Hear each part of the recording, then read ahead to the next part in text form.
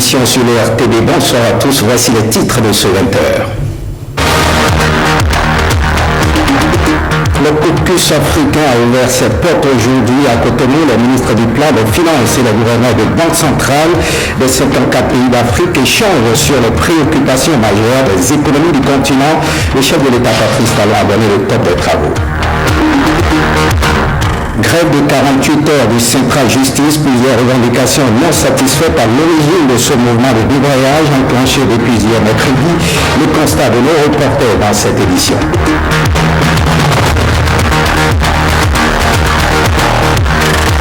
Démarrage d'un camp de basket au Hall des Arts de Cotonou, une initiative de Yaro Mouftaou, un basketteur béninois évoluant à l'étranger, dont l'objectif est d'inciter les plus jeunes à ce jeu de panier.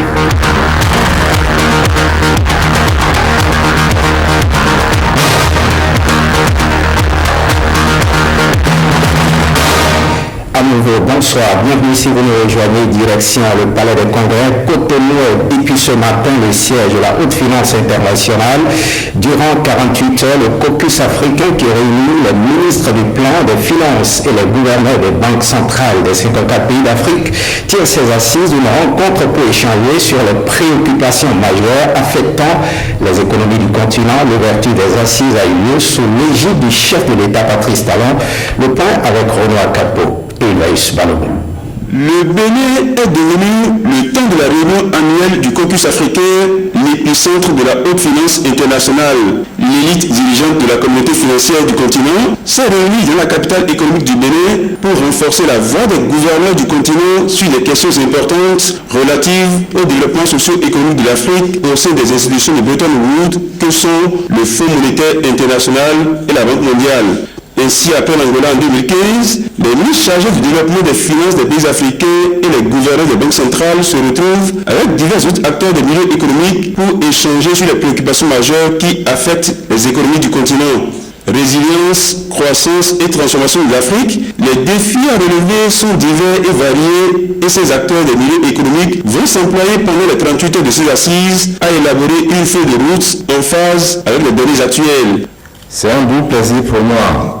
En sa qualité de président de l'exercice du groupe africain, le ministre d'État Abel Biachane a indiqué l'importance de la présente réunion qui s'ouvre à Cotonou. Cette assise est à la fois un moment de réflexion et d'innovation sur la transformation structurelle de l'Afrique. Réflexion sur les actions passées des deux institutions, innovation pour les actions à venir. Nous exprimons le vœu que la Banque mondiale et le Fonds monétaire international continuent d'assurer pleinement leurs responsabilités pour faire face aux bouleversements et aux changements qui affectent le monde entier et notre continent en particulier. C'est en cela que nous réitérons notre appel pour que l'Afrique ait une place plus représentative au sein des institutions de Bretton Woods. Je suis persuadé que nous saurons saisir l'opportunité de ces assises pour prendre non seulement nos destins en main et continuer à œuvrer pour former des partenariats et des amitiés durables et sincères qui renforceront la transformation de notre continent. Devant les hauts responsables des banques centrales et des institutions de Bretton Woods, le chef de l'État a parlé à cœur ouvert d'accord pour l'aide au développement concédée par les institutions de Bretton Woods, mais ceci ne peut être considéré comme une fin en soi. Nous devons améliorer la gouvernance dans nos États et modifier le rapport à l'aide pour enfin faire de l'aide un outil qui libère le potentiel des ressources intérieures.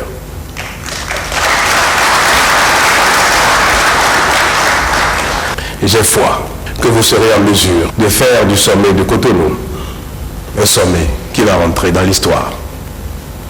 Parce que le monde va mal. Mais nous avons espoir que l'homme est capable de vaincre les difficultés qui se posent à lui dans son développement. Et je sais que les gouverneurs africains que vous êtes, que les personnes en charge des finances et du développement des pays africains que vous êtes capables de sortir le meilleur de vous-même pour convaincre les institutions que vous managez aux côtés de vos confrères occidentaux pour que l'Afrique soit un continent d'intérêt général. Vous pouvez trouver les arguments pour mobiliser les ressources qui existent dans le monde de manière abondante pour un plan Marshall au service de l'Afrique.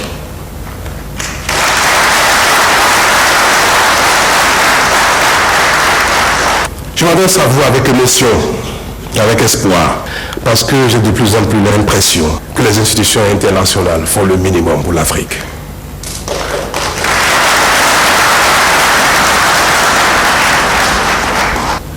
C'est vrai, nous n'étions pas au rendez-vous des grandes mutations, à l'occasion desquelles le monde s'est mobilisé au lendemain de la Deuxième Guerre mondiale pour relancer le développement humain. Mais nous ne sommes pas non plus loin de notre choc humanitaire. La pauvreté risque d'être pire que la Deuxième Guerre mondiale. Si le monde ne fait rien pour combattre la pauvreté, le monde ira mal. Je ne suis pas pessimiste, mais je sais que vous serez capable d'avoir les mots qu'il faut pour convaincre, afin que cette importante masse d'argent, de ressources financières, qui cherchent ou investir, soit mobilisés au profit de l'Afrique, parce que dans quelques années, nous serons capables d'atteindre les niveaux de croissance, capables de faire de l'Afrique la nouvelle région d'espoir pour le monde. Si nous sommes disposés à montrer au monde que nous pouvons mieux nous organiser, que nous pouvons être plus sérieux, que nous pouvons être plus déterminants au service de notre développement propre, le monde croira en nous. Vous êtes l'élite. Le continent compte sur vous. Je compte personnellement sur vous. Merci. Le thème choisi pour l'exercice de Cotonou est intitulé, citation, « Accroître l'appui des institutions de Bretton Woods en vue de répondre au choc, renforcer la croissance et promouvoir la transformation de l'Afrique ». Fin de citation. Fondé en 1963 en tant que groupe africain des gouverneurs du groupe de la Banque mondiale et du Fonds monétaire international, le groupe africain, communément appelé Caucus africain, joue le rôle d'antichambre des assemblées annuelles du Fonds monétaire international et de la Banque mondiale. Eh bien, en marge de cette grande messe consacrée à l'ouverture des travaux du Caucus africain 2016, certains hauts responsables ont accepté revenir sur les défis et les attentes de cette réunion devant impulser une nouvelle dynamique aux politiques de développement de l'Afrique. C'est au micro de Ulvaeus Balomo et Gilles Apoico. Le Caucus africain a pour objectif de servir en quelque sorte de passerelle entre la haute direction du Fonds monétaire international d'un côté et la Banque mondiale, et bien sûr le gouvernement des pays africains. Et le caucus se réunit deux fois. Une fois dans les assemblées de printemps, sous forme de groupes consultatifs, et une deuxième fois au cours des grandes assemblées qui se déroulent généralement au mois de septembre ou au mois d'octobre, soit à Washington, soit dans un autre pays. Mais entre-temps, l'idée a été évoquée qu'avant d'atteindre même l'Assemblée annuelle de la Banque mondiale du Fonds monétaire, il est important que le groupe africain, le caucus, s'organise, développe ses réflexions afin de préparer un mémorandum qui est justement discuté pendant les assemblées de la Banque mondiale et du Fonds monétaire, et c'est l'objet précisément de ces assises de Cotonou. Et le fait que je sois à Cotonou, cela nous honore. Et j'ai entendu tout à l'heure des discours qui ont planté le décor. Nous sommes à la croisée des chemins. Le monde est soumis aujourd'hui plus que jamais à des chocs. Nous ne devons pas pratiquer une politique de main tendue. Nous devons avoir notre stratégie pour nous permettre de devenir de vrais partenaires. L'Europe a connu un développement avec un plan Marshall. Nous, si nous pouvons avoir le plan Marshall, tant mieux, mais si nous ne pouvons pas l'avoir, c'est d'abord d'avoir une stratégie de développement. À la CEDEAO, nous avons une stratégie de développement pour 2020 au niveau de l'Union africaine 2063. Mais il faudrait que cette stratégie-là, nous puissions être pragmatiques et surtout aller vers la bonne gouvernance. Parlant coopération, à présent, les hauts responsables des douanes béninoises et nigérianes se sont consacrés aujourd'hui au hôtel à Cotonou. C'est dans le cadre de la visite au Bénin du directeur général des douanes nigérianes, le colonel Pierre Claver Tosso, me fait ici le point des assises. Il est au micro le privé Théo. Nous sommes obligés de passer forcément par une automatisation de tout notre comportement, car le moindre comportement du douanier a des effets induits, a des répercussions sur le marché de consommation. Ainsi, pour être plus précis, nous sommes obligés d'aller à l'informatisation généralisée à tous les bureaux, à toutes nos procédures et dans tous nos comportements. Et cette informatisation-là nous amènera à coup sûr à être visibles l'un par l'autre, c'est-à-dire à passer forcément par l'interconnexion entre nos deux administrations de douane. De manière qu'aujourd'hui, si une opération se fait en amont au niveau de l'administration de douane du Bénin, que cette opération soit visible automatiquement au niveau de l'administration de douane du Nigeria. Et ceci participera également au contrôle mutuel que nous pourront faire sur les importations et les exportations de part et d'autre de nos deux frontières. Des experts ont travaillé pour répondre à cette thématique pendant 2 ou 3 jours. Et nous voici à la période où nous allons confronter, nous, directeurs généraux, nos idées, les fédérer de manière à pouvoir sortir des décisions immédiatement exécutables et rentables pour nos deux administrations. Autour au ministère des Affaires étrangères, l'année diplomatique s'est refermée au Bénin sur une note de satisfaction. Les membres des corps diplomatiques et divers autres acteurs se sont retrouvés dans l'après-midi du mercredi pour passer en revue l'histoire diplomatique du Bénin et les défis liés au développement du tourisme. Plus de précisions avec Ulvaïs Balomo et Omar Kapo. 2 panels ont été constitués pour refermer en beauté l'année diplomatique au Bénin. L'acte 1 de ce forum de partage s'est ouvert sur l'histoire diplomatique du Bénin avec les précieux éclairages de l'ambassadeur Cyril Sabo et de l'historien Pierre Metenhui. Au détour d'un plateau de débat orchestré avec maestria par l'émérite confrère Osias Sounvou, les divers participants ont cerné les grands moments de l'histoire diplomatique du Bénin depuis la nuit des temps jusqu'à nos jours. À la suite de ces échanges, le second panel s'est focalisé sur les leviers à actionner pour faire du tourisme béninois un secteur vital pour l'économie. Outre les diverses contributions qui ont été formulées à l'occasion de ce forum de discussion, le professeur Léonard Anchekon et l'homme de lettres José Pilla ont exploré les voies et moyens pour l'atteinte de cet objectif. Le chef de la diplomatie béninoise revient ici sur l'essentiel à retenir de cette cérémonie qui marque la clôture de l'année diplomatique au Bénin. C'est une sorte de départ en vacances des diplomates et de l'action diplomatique, mais la continuité de l'État est là et nous allons continuer à travailler. Et à l'occasion de cet événement qui cette année a été placé sous le signe de diplomatie et développement, nous avons essayé de demander à nos diplomates accrédités au Bénin de visiter une partie du pays. Ils sont allés à Abomey, ils sont passés par Alada, Ouida et sont rentrés. Le tourisme fait partie d'un des grands chantiers du président Patrice Talon et il est important que les diplomates puissent comprendre la réalité du tourisme de notre pays, puissent comprendre les défis qu'une telle activité comporte pour nous. Qu'est-ce qu'on fait pour avoir un tourisme qui contribue à la croissance de notre pays? Le débat est en cours. Il s'agit pour nous de développer, de sortir de ce langage du potentiel. C'est en rêvant grand, beau, et en rêvant de manière très rationnelle que l'on peut accomplir cela. Et c'est un peu l'ambition du président, de faire du tourisme une arme pour notre développement. Tout en ouvrant une lucarne sur le potentiel touristique dont dispose le Bénin à l'échelle nationale, cette initiative laisse entrevoir des solutions efficaces pour relancer le secteur touristique.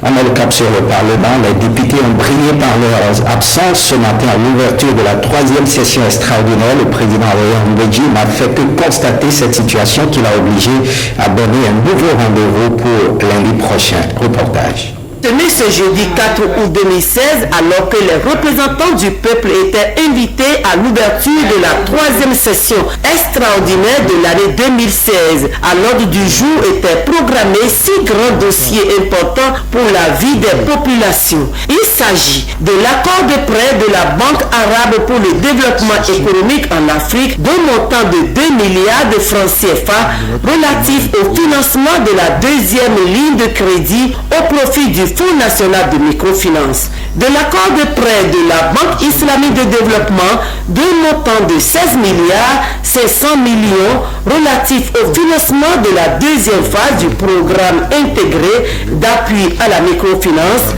l'accord de prêt sur les ressources du Fonds de solidarité islamique pour le développement d'un montant de 11 milliards de francs CFA relatif au financement de la deuxième phase du programme intégré d'appui à la microfinance, de l'accord de prêt sous forme d'Ijara de la Banque islamique de développement d'un montant de 6 milliards 985 millions relatif au financement du projet de construction de l'Université Polytechnique d'Abomey et de la deuxième phase du projet de construction de l'Université d'Agriculture de Kétou. Et enfin, un accord de prêt sous forme d'Istina de la Banque islamique de développement d'un montant de 79 milliards 20 millions relatif au projet de construction de l'Université Polytechnique d'Abomey et de la deuxième phase du projet de construction de l'IACA. Après le contrôle de présence effectué comme à l'accoutumée, le président de séance s'est rendu compte que le quorum n'était pas atteint.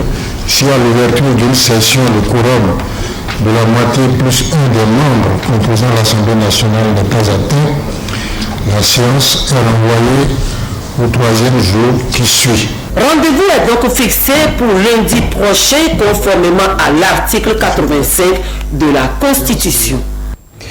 Présentation de condoléances suite au décès de l'ancien président Émile Bernard Zissou. Le président des institutions de la République sont allés présenter leurs condoléances à la famille Zissou.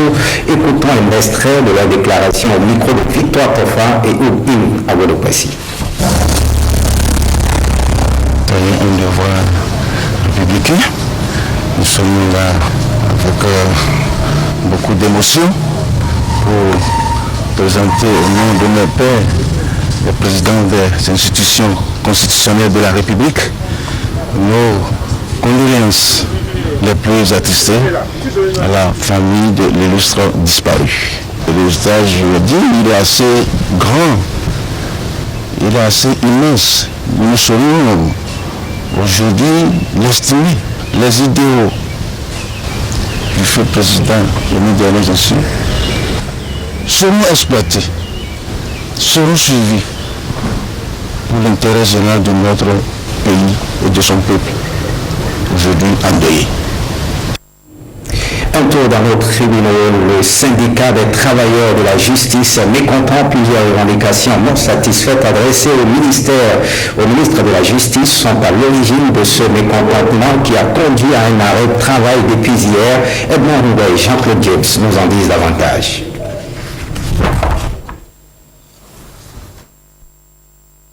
Dans ce couloir de la cour d'appel de Cotonou, plusieurs bureaux sont fermés. L'arrêt de travail initié par le Centre Justice est plutôt suivi en vue de la satisfaction des revendications. Nous demandons que le décret portant notre AOF soit repris. Cette fois-ci en liaison avec les partenaires sociaux. Je vous jure qu'aucun syndicat de la maison n'a été associé pour l'étudier avant que cela ne soit adopté en Conseil des ministres. Dans l'administration, la pièce d'identité d'un agent, c'est son statut. Et ce statut, avec le régime défunt, nous l'avons étudié, adopté par le comité paritaire. Tout ce que nous demandons à Djogbenou, c'est de l'envoyer au secrétaire général du gouvernement pour son adoption en Conseil des ministres. Tous les agents qui ont été recrutés depuis 2011 ne sont pas encore titularisés. Depuis 2011. Si on lance un concours professionnel maintenant, ces agents sont coincés. Nous avons demandé aussi qu'il y ait un plan cohérent pour notre plan de carrière. Selon le secrétaire général du Centre Justice, ce mouvement de grève ne concerne ni le personnel magistrat ni greffier. L'ambiance est donc au travail, ici au tribunal de première instance de première classe de Cotonou. La juridiction, c'est-à-dire les audiences se tiennent normalement, les actes sont élevés aux justiciables, pour moi il n'y a pas de grève. Et je profite de l'occasion pour inviter tous les justiciables, ceux qui ont des actes à accomplir dans les juridictions, dans les tribunaux, de venir massivement le faire, et que ceux qui ont aussi des audiences, qui ont été convoqués, qui viennent aux audiences. Après ce mouvement d'avertissement, les manifestants passent à la vitesse supérieure dès la semaine prochaine. Nous, à la justice, nous avons mis fin au délai de grâce. Parlons des médias inventés, les médias de demain, c'est l'objectif que vise l'Organisation internationale de la francophonie à travers son concours Hackathon. Le concours mettait en compétition 50 jeunes du Togo et du Bénin dans la conception d'applications médias. Au bout de 72 heures, la compétition a livré ses résultats. Hugues Issozola et Mathieu Soken. Il y a toujours beaucoup de stress, de pression et d'émotion, surtout lorsqu'il s'agit d'un concours d'hackathon. L'hackathon, événement où les programmes se rencontrent pour collaborer au développement de logiciels. Cette saison, sur 300 candidats togolais et béninois, 50 sont retenus pour la phase finale, tout là-haut, à l'avant-dernier étage de l'École supérieure d'administration, d'économie, de journalisme et des métiers de l'audiovisuel ESAE. En 72 heures, ils ont révisé leur gamme grâce à leur mentor et planchent devant le jury. 50 candidats répartis en 10 équipes de 5 personnes. Chaque équipe a 3 minutes pour convaincre les membres du jury. Après plus d'une heure de suspense, les équipes attendent avec beaucoup d'impatience le résultat. Le verdict tombe, les groupes Lavette et Jafitech occupent la 3e et la 2e place et gagnent respectivement 665 000 francs CFA et 1 300 000 francs CFA. Wasero remporte le jackpot, 1 965 000 francs CFA grâce à cette application pointue. L'application que nous avons présentée s'appelle Wasero.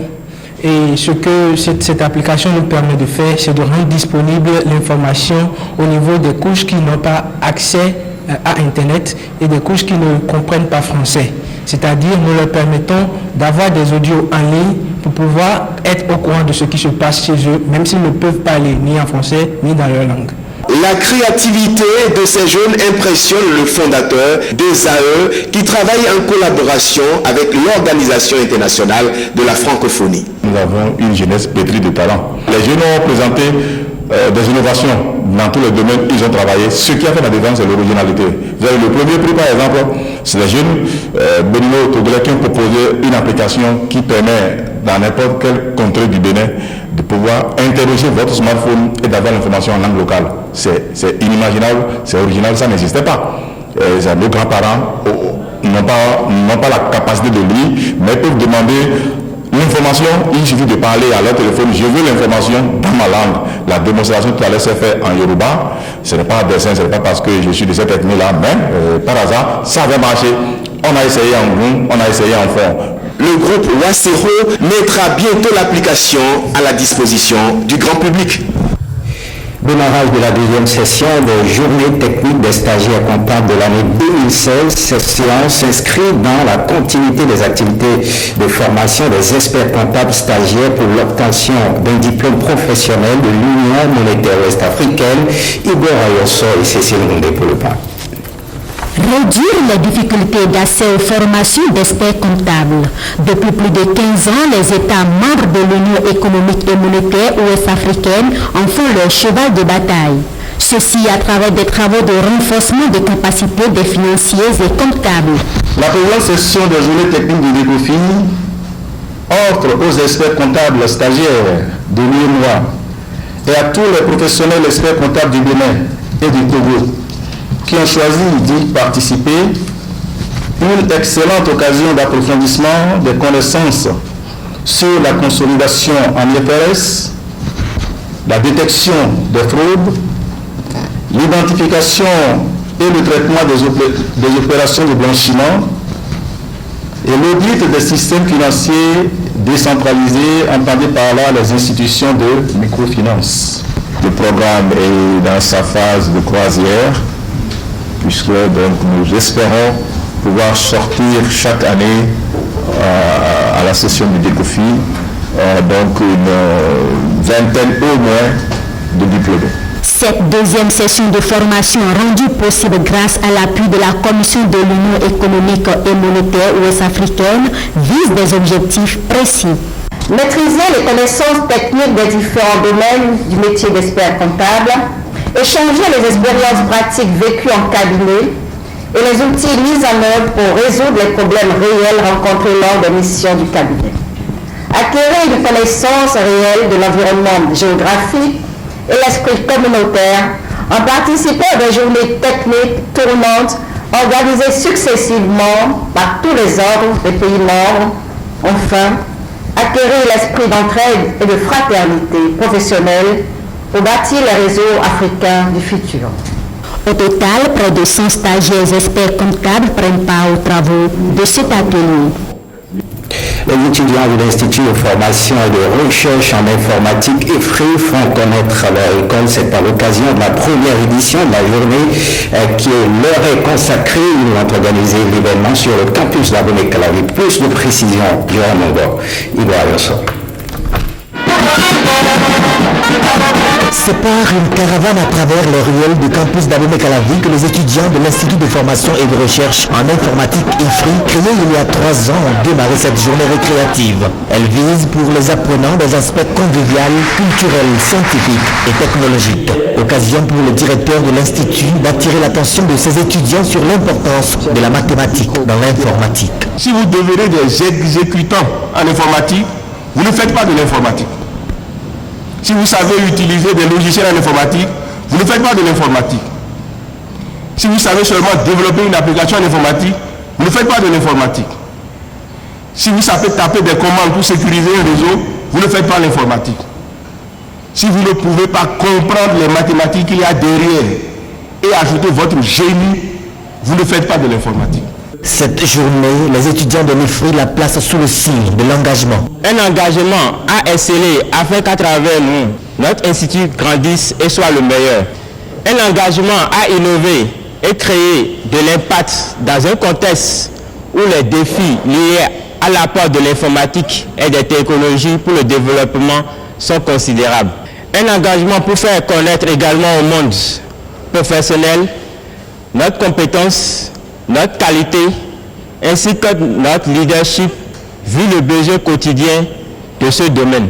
Notre souhait est qu'à partir de l'année prochaine, les apprenants prennent en main l'organisation de cette journée avec, bien sûr, l'accompagnement de l'administration. Quelques étudiants ont présenté leur projet à cette occasion. Les responsables les ont exhortés à approfondir davantage leurs recherches afin de laisser s'éclore le génie qui sommeille en eux. Un tour dans les eaux sûres pour construire les ressortissants du plateau d'Abomey entendent regarder dans la même direction pour relever les défis de développement liés à leur localité. C'était en début de semaine à Abomey. Guidonceau et François Zessou nous en parlent. Les fils et filles d'Abomey se mettent ensemble pour relever le défi de développement, conjuguer les efforts pour le rayonnement de leur cité historique, telle est leur leitmotiv. Le plateau d'Abomey doit rayonner davantage et cela passe par l'union et la concorde. La cité historique d'Abomey s'inscrit dans la dynamique actuelle du développement toujours, que ce soit le peuple qui voit, que ce soit le peuple qui s'engage aux côtés de leurs différents élus pour la réalisation de leurs aspirations profondes. Faire ressortir un certain nombre de pistes à travers lesquelles nous pouvons davantage mettre en valeur l'héritage culturel, le vaste patrimoine historique que nous avons hérité de l'histoire du Dahomey. L'objectif en créant ce grand groupe, cette grande association Regard sur Dahomey, surtout l'union des filles et filles de Dahomey, Agbanzo, Didja, Zakota et autres, tous ensemble parler une seule voix. C'est qu'il est temps après maintes analyses, c'est toujours nous qui sommes derrière. Et comme il n'y a pas un développement sans union, nous anticipons. Le deuxième objectif de l'association, c'est le développement réel. Le développement réel de notre commune, de notre localité. Une initiative encouragée sur place. Donc, je voudrais remercier les initiateurs de cette retrouvaille du groupe Regard sur Dahomey. Abomey a besoin quand même de ça pour sa reconstruction. Je prie les acteurs, les fils d'Abomey de soutenir cet événement parce que c'est un événement qui, si ça peut durer dans le temps, va rehausser l'image d'Abomey. Je salue l'initiative de ce rassemblement, de l'événement de ce jour, parce que ça a permis de dire certaines choses. Il va falloir que Abomey, le plateau d'Abomey puisse se reconstituer, et colmater les brèches et présenter autre chose meilleure qu'on pourra exploiter. Quoi de plus noble, s'unir pour poser des jalons pour un développement en ligne. Eh bien, en vacances au pays, il y a au Mouftaou, le basketteur béninois sociétaire de Noma, en Pro A en France, organise au Hall de l'Art un camp basket pour jeunes. Vous aurez le point de la cérémonie d'ouverture de ce camp de jeunes dans notre édition de 23h30 avec William Bassabi. Faites ce journal, suivez à 21h le documentaire Cotonou, on encombre, on étouffe, et à partir de 22h, les feuilletons, les choix de l'amour, et Windeck, le journal du soir est prévu pour 23h30 avec Jérôme Rondon. Retrouvez cette édition sur le site de l'ORTB, www.ortb.bj. Merci de votre fidélité. Bonne suite au programme.